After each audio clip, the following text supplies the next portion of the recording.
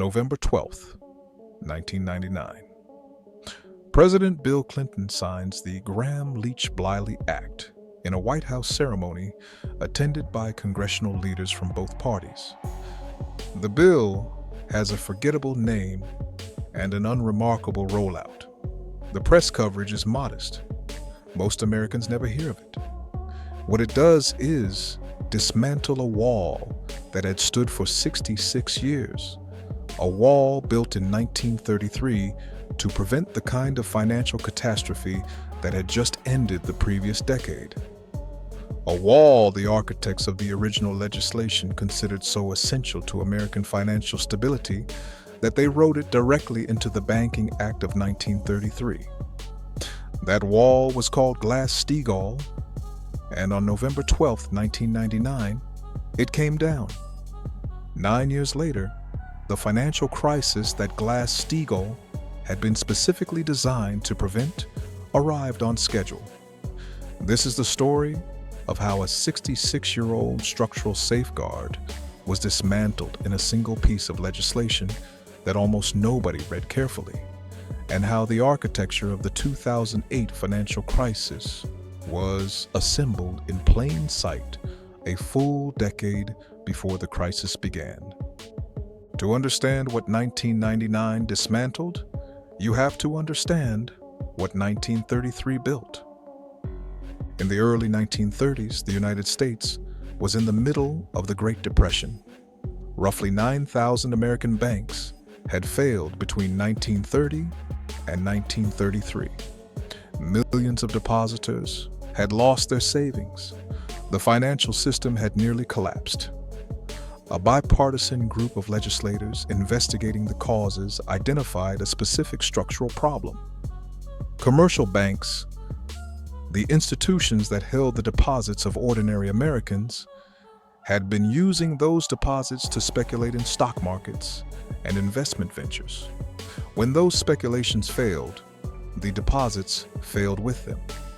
The savings of working families had been used as fuel for Wall Street speculation, and when the speculation collapsed, ordinary Americans paid the price. Senator Carter Glass and Representative Henry Steagall co-authored a solution. Their legislation, which passed in 1933, did three things. It created the Federal Deposit Insurance Corporation, which guaranteed bank deposits up to a fixed amount. It prohibited commercial banks from owning or operating investment banking subsidiaries, and it prohibited investment banks from accepting consumer deposits. The principle was structural separation. Banks that held the public savings would be one kind of institution. Banks that engaged in financial speculation would be another. The two could not be the same entity. The risks of one could not bleed into the other. This separation held for 66 years.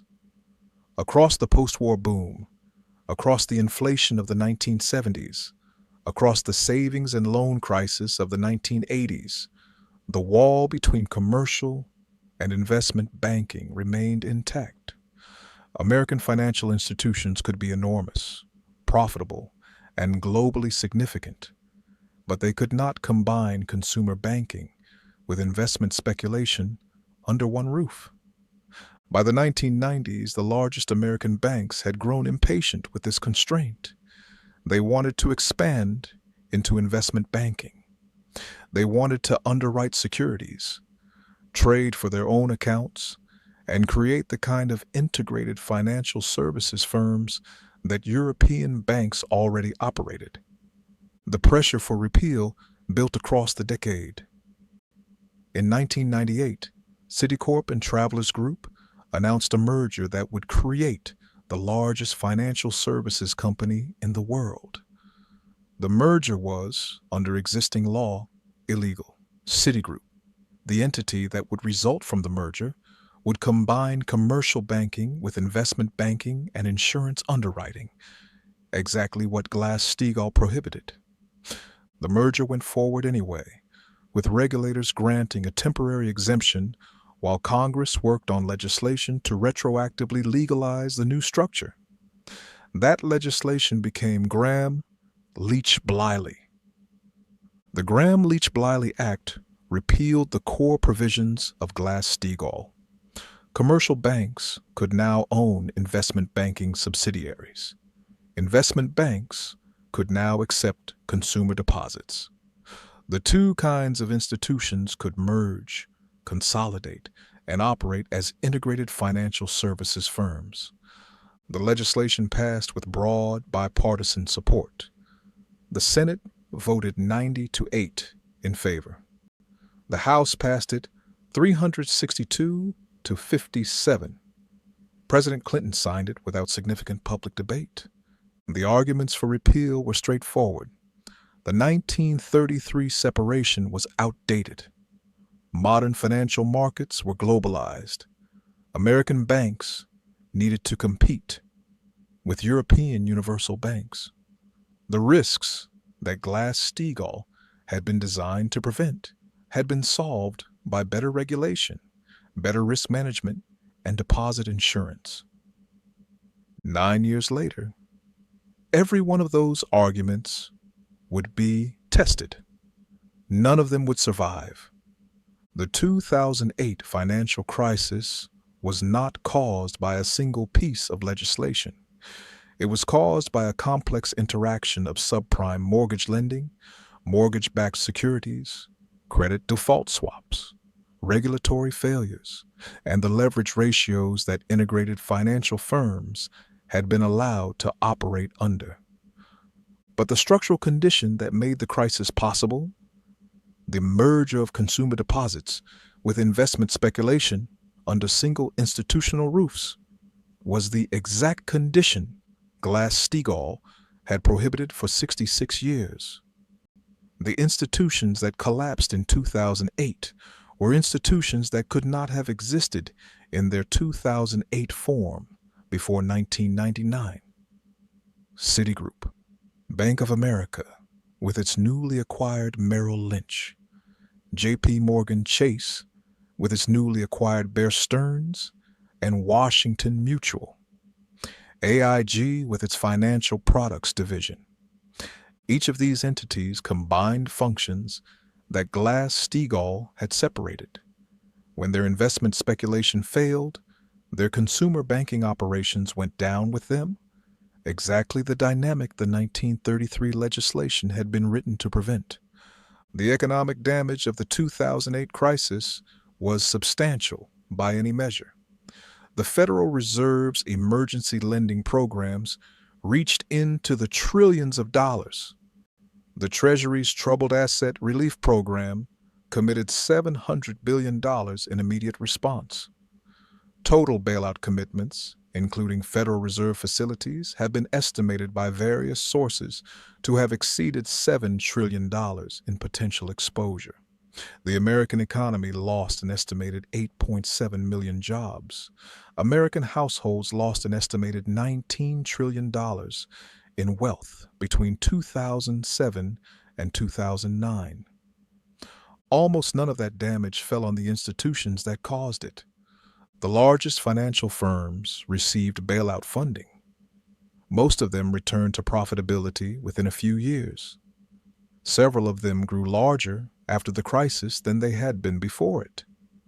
Bank executive compensation, which had been one of the targets of post-crisis reform efforts, returned to pre-crisis levels within 5 years. The criminal prosecutions that many observers expected did not materialize at the institutional level. No major American bank executive was charged with crisis-related fraud. The damage that did fall on ordinary Americans was substantial. Millions of households lost their homes to foreclosure. Retirement accounts dropped by 30 to 50% and took years to recover. Unemployment exceeded 10% at the peak and remained elevated for years. The 2010 Dodd-Frank Act was passed in response to the crisis. It included thousands of pages of new regulations. It created new oversight bodies. It imposed stress tests on the largest banks. What it did not do was restore Glass-Steagall. The structural separation between commercial and investment banking that had stood for 66 years was not rebuilt. The institutions that had merged under Gramm-Leach-Bliley remained merged. The architecture that had made the crisis possible remained in place after the crisis it had enabled. Understanding 1999 changes how you read every subsequent piece of financial legislation.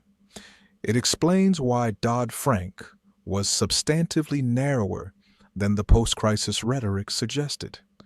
It explains why the too big to fail institutions remain too big to fail. It explains why every financial regulation passed since 2008 has been about constraining the integrated financial firm model rather than reversing it. And it explains why the next financial crisis, when it arrives, will almost certainly originate in the same structural condition. Institutions that combine consumer deposits with investment speculation, operating at scales that make their failure systemically dangerous, protected from the consequences of that speculation by the implicit promise of public rescue. The Banking Act of 1933 had identified a specific structural problem and built a specific structural solution. That solution held for 66 years. The 1999 repeal dismantled it in a single piece of legislation that passed with bipartisan applause and minimal public debate. 9 years later, the crisis, the original architecture had been designed to prevent, arrived. The institutions responsible were rescued. The architecture that enabled them was preserved. The wall has not been rebuilt. The Gramm-Leach-Bliley Act did not cause the 2008 financial crisis on its own, but it removed the structural condition that had made such a crisis impossible for 2/3 of a century. And in the years since, that removal has remained the operative policy across Democratic administrations and Republican administrations, across financial reform efforts and deregulatory pushes alike. The wall is still down. The architecture that replaced it is still in place.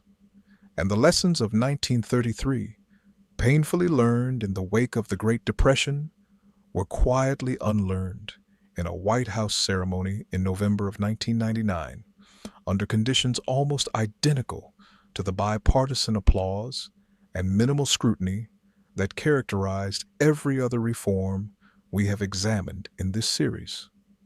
Next week, 2008. The crisis itself.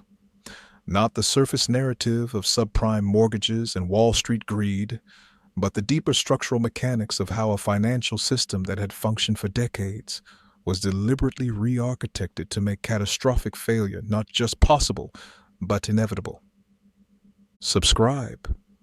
You are going to want to see it.